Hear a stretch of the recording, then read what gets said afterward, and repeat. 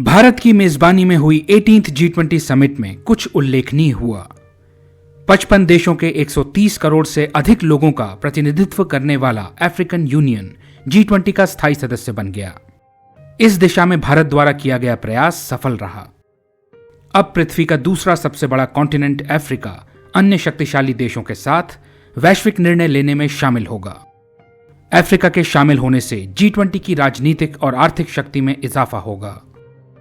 इससे विश्व और अधिक फेयर, बैलेंस्ड और इंक्लूसिव बनेगा। हर किसी की आवाज मायने रखती है। ग्लोबल कम्युनिटी को बेहतर बनाने की दिशा में यह एक बड़ा कदम है।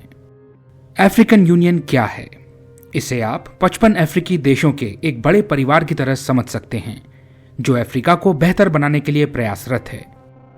अफ्रीकन यूनियन अपने सभी मेंबर कंट्रीज के लिए यूनिटी, कोऑपरेशन और डेवलपमेंट चाहता है। यह एक टीम की तरह है जिसका लक्ष्य है अफ्रीका को शांतिपूर्ण और समृद्ध बनाना। 19 देशों और यूरोपियन यूनियन के बाद अब अफ्रीकन यूनियन को भी G20 में स्थायी जगह मिल गई है। यह काफी महत्वपूर्ण है। आखिरकार अफ्रीका दुनिया में एक बड़ा प्लेयर है। अफ्रीका कुछ सबसे तेजी से बढ़ती अर्थव्यवस्थाओं का घर है और कॉन्टिनेंट में तेल, गैस और खनिज जैसे बहुत सारे महत्वपूर्ण संसाधन हैं।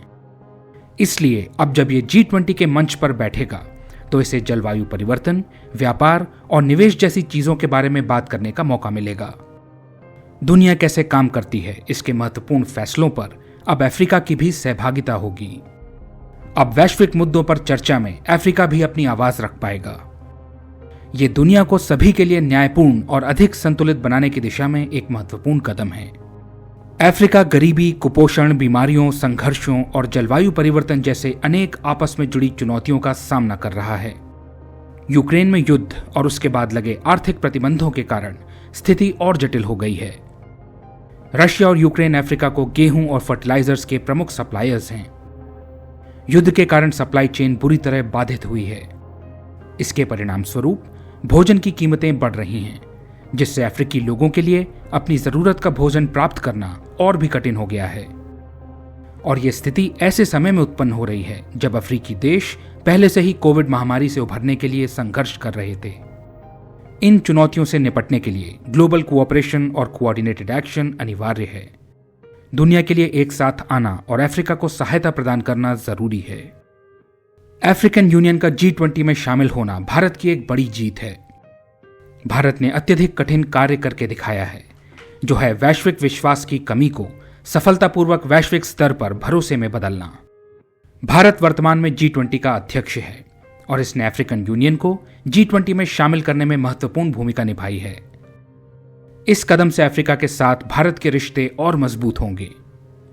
साथ ही यह समझना जरूरी है कि यहां भारत का दृष्टिकोण केवल अपने हितों को आगे बढ़ाना नहीं है, बल्कि ये और अधिक इंक्लूसिव G20 और एक diverse global decision making process बनाना है।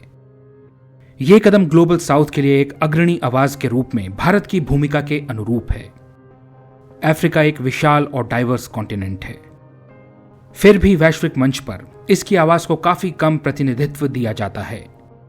G20 में अफ्रीकन यूनियन की सदस्यता से ये बदल जाएगा।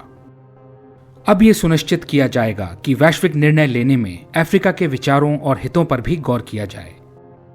हालांकि अफ्रीका को इस नई भूमिका से वास्तव में लाभ प्राप्त करने के लिए अफ्रीकन यूनियन के भीतर एकता होनी चाहिए। 55 देशों के हितों का प्रभावी ढंग से प्रतिनिधित्व करने के लिए उन्हें एकजुट होना पड़ेगा। G20 मंच का उपयोग अब उन नीतियों को आगे बढ़ाने के लिए किया जा सकेगा जो अफ्रीकी देशों और उनके लोगों का उत्थान करेंगी।